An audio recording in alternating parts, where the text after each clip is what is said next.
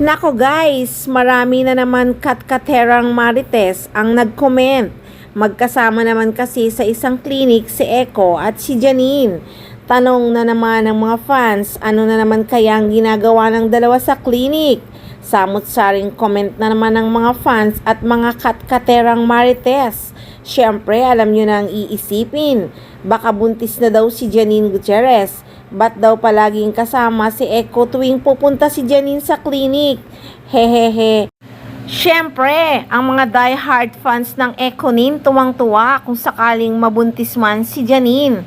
Anila nga, that's good, at least nabubuntis. Mas lalong happy kaming mga Echonin kapag buntis na si Janine. Gustong-gusto namin na magkaanak na silang dalawa. Nako, gustong-gusto din talaga ng mga fans na mabuntis na si Janine. Para naman daw may little Janine na or little Echo. Kayo talaga, baka naman nagpa-check lang ng health nila. Dahil sa sobrang busy ng Echonin, sobrang pagod at stress na rin.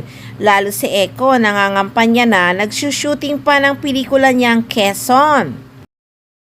Pero ayon naman sa nakalap, sa belo daw talaga yon. Mukhang nagpabelo ang Echonin. Syempre, sa sobrang busy nga naman ng dalawa, grabe ang stress, ang pagod, kaya naman need talaga nilang magpabelo para sa kanilang skincare. So ayan, maliwanag pa sa sikat ng araw kahit mabuntis si Janine Gutierrez ni Jericho Rosales, ay talaga namang masayang masaya ang mga fans at sobrang excited na nga na makita ang little Janine or little Echo. Pero syempre, maingat talaga ang Echonin, hindi pa nila gagawin yun sa ngayon dahil marami pang naka-line up na projects ang dalawa. Kahit nga nasa tamang edad na ang Echonin, alam kasi ni Janine na talagang kailangan nakaplano ang lahat. Alam nyo naman na marami pa talagang pangarap na mga movie or teleseryeng gagawin si Janine Gutierrez. At suportado naman talaga siya ni Jericho sa lahat ng mga pangarap niya.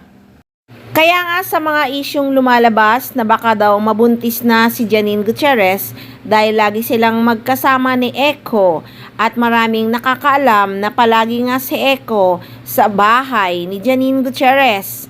Hindi pa mangyayari yun sa ngayon guys dahil alam naman nila sa isa't isa kung ano ang dapat nilang i-priority sa kasalukuyan. At may dream wedding ang aktres, siguradong ibibigay ni Echo ang dream wedding ni Janine Gutierrez.